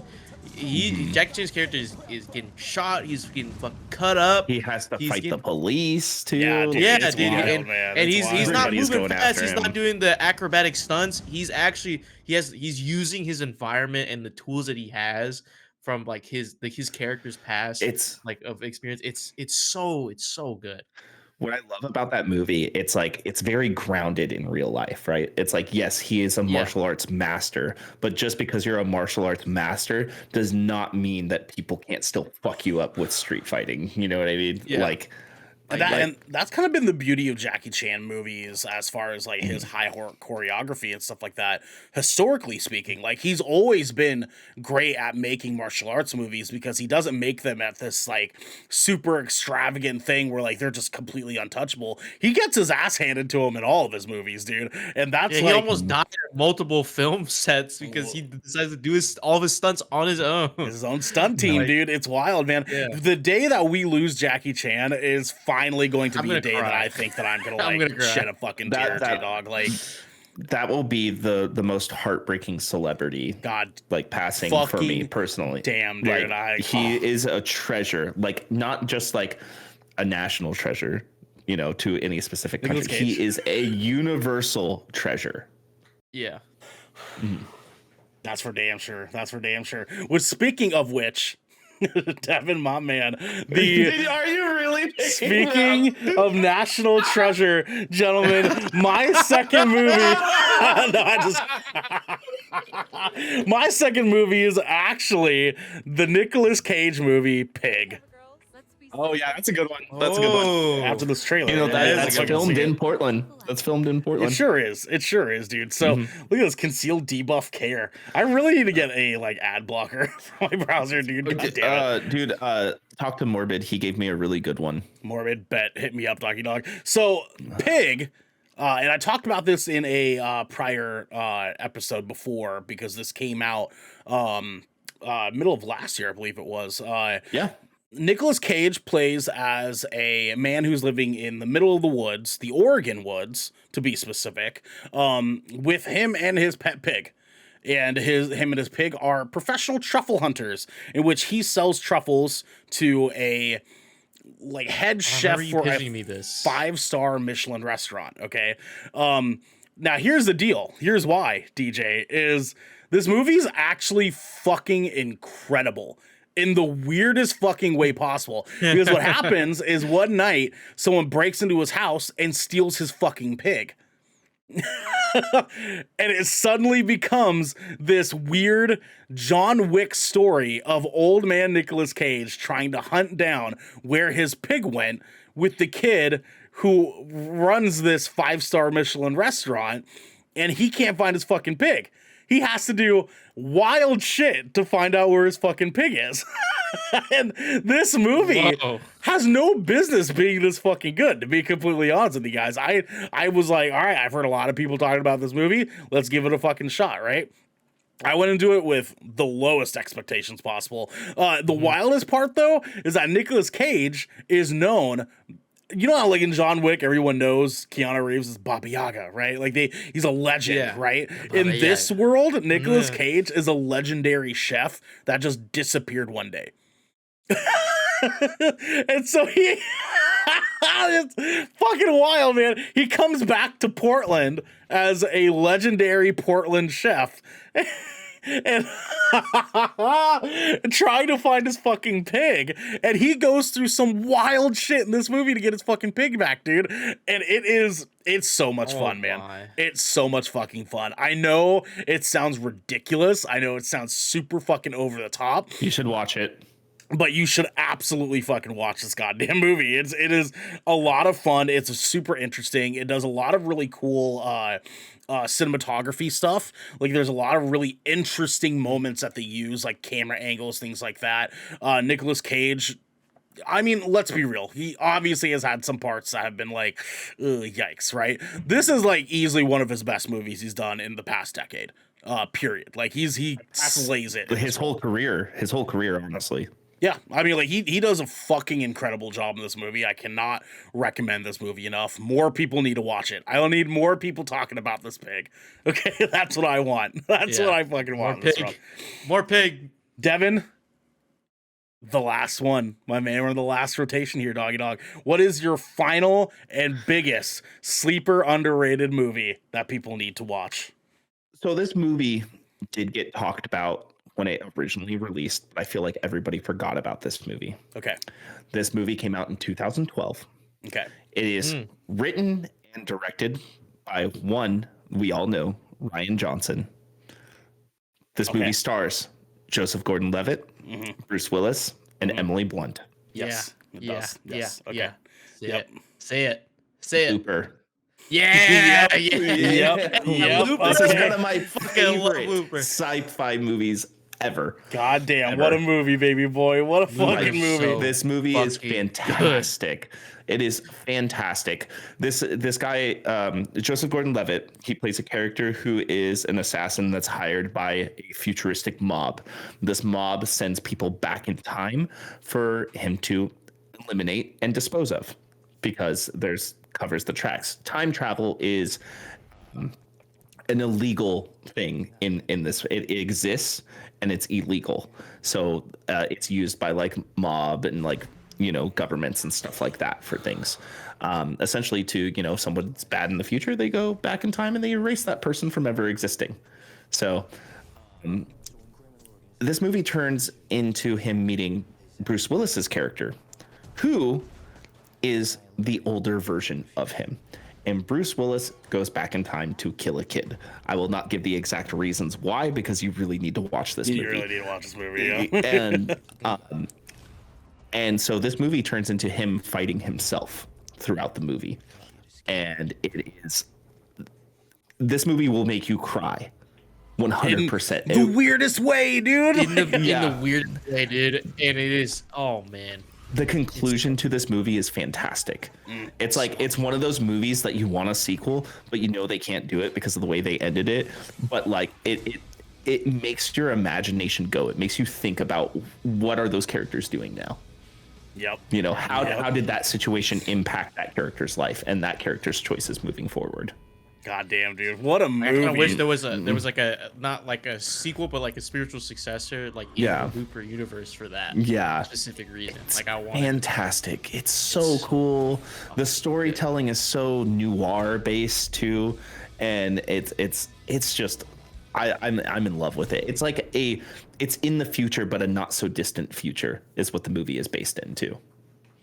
God damn, man, what a movie. that fucking blunderbuss he has is so cool too, dude. I fucking forget that movie exists sometimes, but like, god damn, watching it, dude.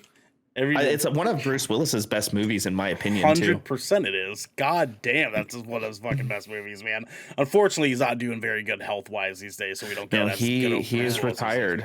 Yeah, he has retired officially from movies. But you know, we got some treasures from him. And Emily Blunt does great. And there are some abilities at work in this movie as well. There sure are. There sure fucking are, my man. God damn. God damn. Boys, here we go. DJ, my friend, what is your biggest sleeper underrated movie that people need to watch right now? Can I mention an honorable mention first before? Yeah, let's have Devin do that really quick then. Devin, do you have an honorable mention? Devin, you do that honorable mention for you. Don't go too deep, just mention it. I won't go too deep, but we've referenced it a few times this last week, and I'm going to say the Ryan Reynolds movie Just Friends, because that is a sleeper comedy that nobody really watches, honestly. Okay. All right, fair. And I like it. I that movie is just funny from front to back, and it's pretty hilarious. I like it, dude. I like it. DJ, what's your honorable mention, my man? Project Power, actually. Project Power. Wow. Okay. I actually enjoy Project Power a lot. Jamie Foxx does a really good job in that, and I actually really like the spectacles in there. It's actually really, really fun movie. Big old Joe's in that too. Yeah, good movie, man. Joseph Gordon-Levitt's also in that. It's sick. He plays a New Orleans cop. I fucking love it. Fucking weird, man. But I fucking love dude, it. Jamie Foxx kills it and everything, man. So I don't blame you. That's a good movie. Yeah. So, bouncing off of now, my final. Okay. My name is Chef. Chef 2014 is my sleeper hits. Damn. All right, DJ, talk about it. Why do people need to watch it?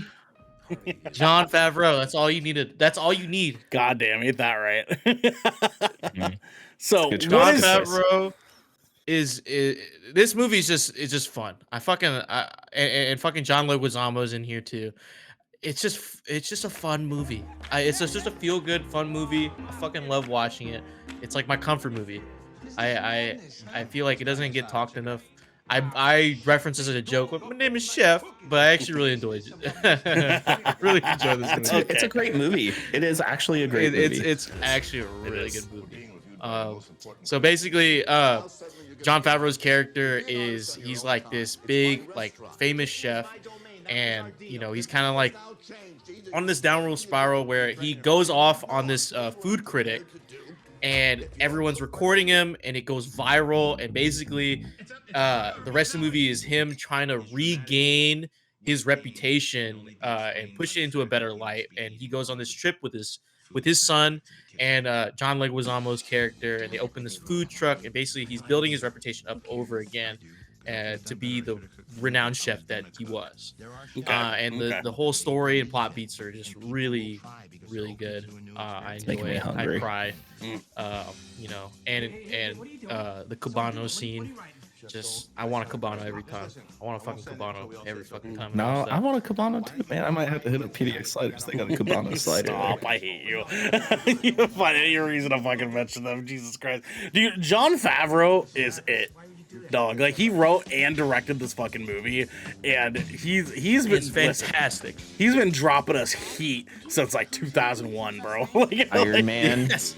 Goddamn, dude. Like, even before those, he was in a lot of rom-coms and shit. He was like easily the best character in all of them. I Love You, Man. Yeah, like, he's such a fucking good actor and obviously a fucking good writer and director. Like, what an incredible fucking guy, man. And now he's killing it for Star Wars. It's fucking molten. the fucking scene in I Love You, Man, when Peter like comes up to him, he's like, yeah, so I've been doing this. Yeah, I don't fucking care. I don't fucking care.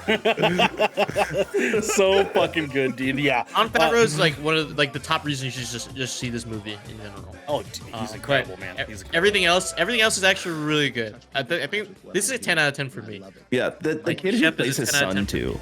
The kid that plays his son in that movie is Yes, great. fantastic. Does a great Everyone job. does a great job in this movie. I don't see a lot of flaws in this movie.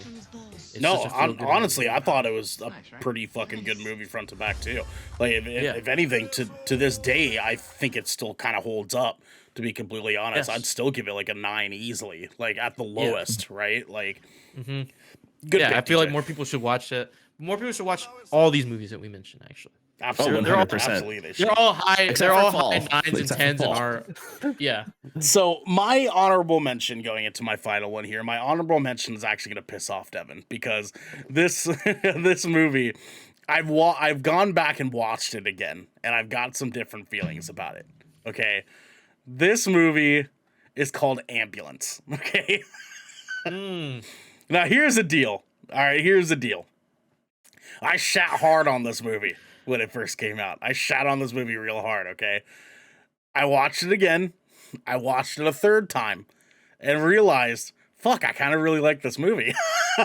Because after it came out and I watched it on release, after it came out, I noticed, wow, this 88% audience score has to be something that I'm missing here. Okay, there has to be something I'm missing. Okay, and so I went and watched it again, and it very much is trying to be Bad Boys 2, but from like the villain standpoint. And it fucking rocks, dude. It does it so well.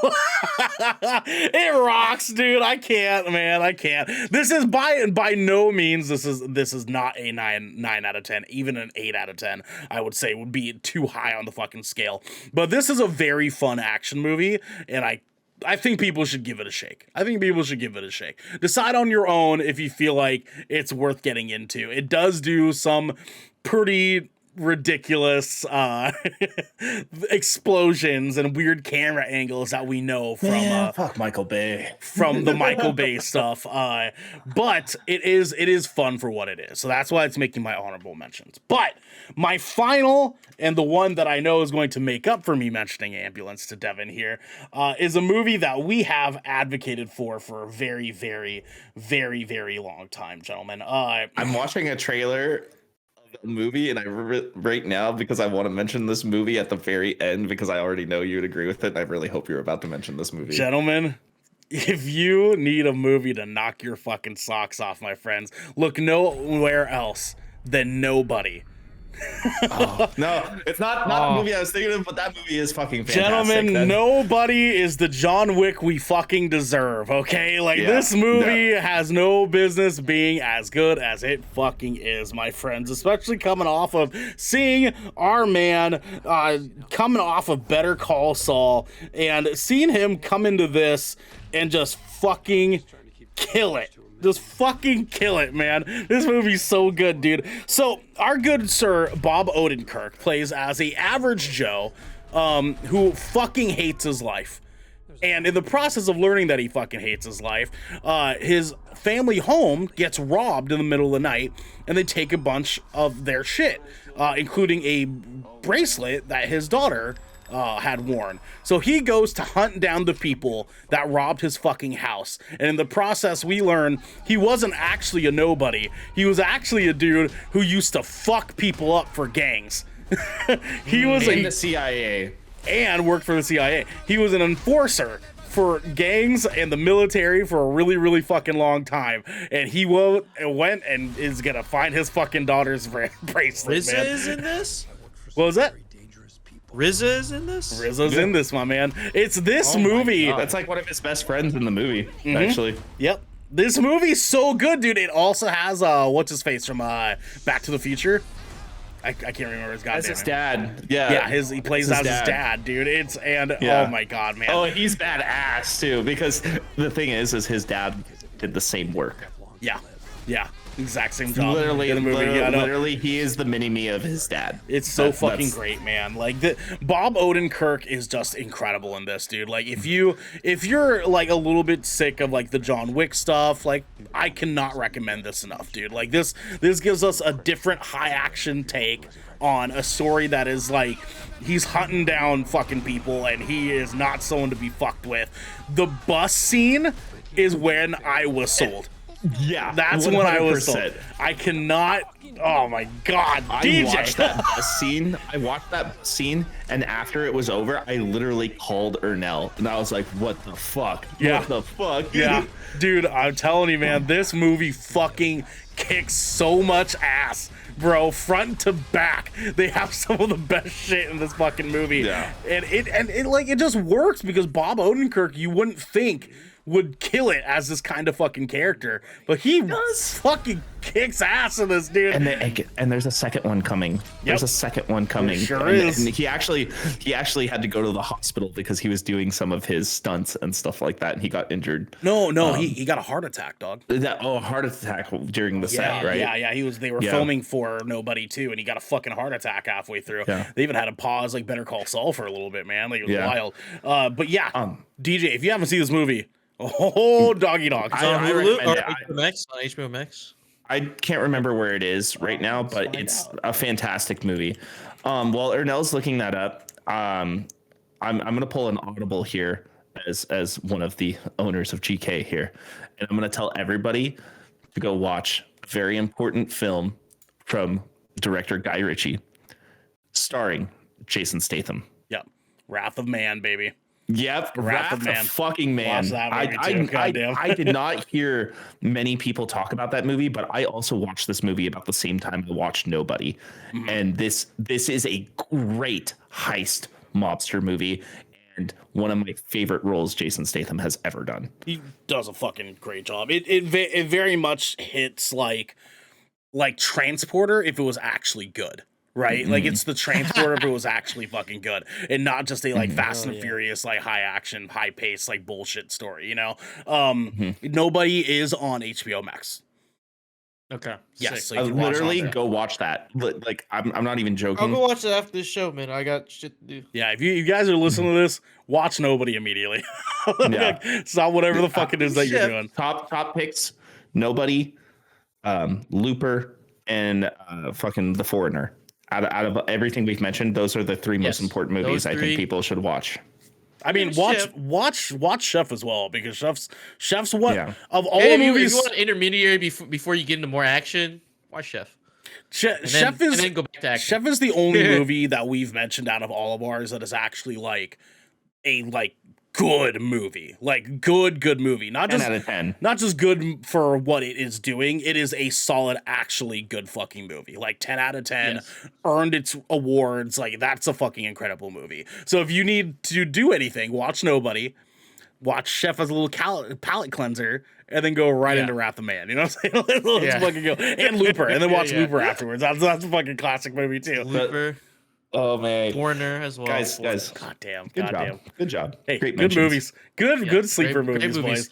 I'm fucking Great here for it. movies. We pick good stuff. But we also have some stuff for you guys next week. Actually, a little bit of stuff, because our schedule for next week, next Tuesday, we have another Good Kraken podcast where we're going to be talking Good Kraken's 2022 Game Awards picks. We are doing our official Good Kraken choices for the Game Awards nominees, I have a lot to because say. the website finally released. You can now put in your votes. You go ahead, go vote for the Game Awards. Find out what games that you want to win each category. We'll be picking ours collectively as Good Kraken, officially live on stream for you guys and on podcast services for you guys. Come in, hang out with us. That's gonna be a lot of fun.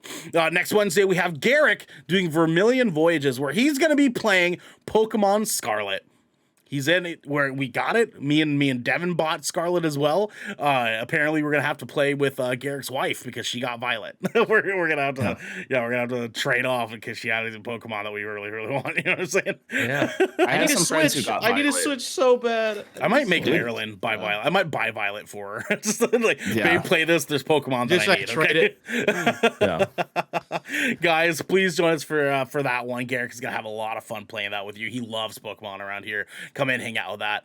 Next Thursday and next Friday, we are not doing any content. We're gonna be taking some time to hang out with our families for Thanksgiving, and taking some time off so that we can get a couple days to relax and do our fucking thing. But then next Saturday, we're coming right back again with another Good Kraken podcast where we're gonna be talking Guardians of the Galaxy Holiday Special review. And I'm excited for that one because that Dude, trailer it was looks so actually good. really good. That trailer. Did you was watch the really, really newer good. trailer that they put out? Like Kevin Feige was talking about. He's like, we're in the middle of filming Volume 2, and then James Gunn came up to me. He's like, let's do a holiday special. And then he was like, what? And then James Gunn's like, apparently wrote the whole script in 2 days. Sounds about right for James Gunn, man. Sounds about fucking right, man. Guys, come hang out with us. That'll be 12 p.m. next Saturday. We will be here doing it. Come talk to us about it. We love Marvel content around here. Guys, please let us know in the comments below and on Twitter and in our Discord what underrated movies you think everyone needs to be watching right now. Let us know if you liked our picks and let us know if we're fucking idiots and should not be talking about movies ever again. Because this has been the Good Kraken Podcast, your choice for all the nerdy video game and pop media news, reviews, and discussions that you wanted to hear. Live every Tuesday at 7 p.m. and Saturdays at 12 p.m. right here at twitch.tv/Good Kraken Show. If you're on this wave, you can head on over to our Discord channel where you can submit questions to topics of the show. You get exclusive content, and soon you will have early access to episodes before they go live on podcasts and video services across the digital sea. You can also support us by going to our YouTube channel by clicking that beautiful bell and big red button, or by subscribing to our podcast channel by searching Good Kraken with an exclamation mark and leaving a review there. We gotta get going on out of here, everybody. But until next time, my friends, go watch nobody. There is no balance cheat in Devil in Me. Sorry. Goddamn. Love you guys. Bye.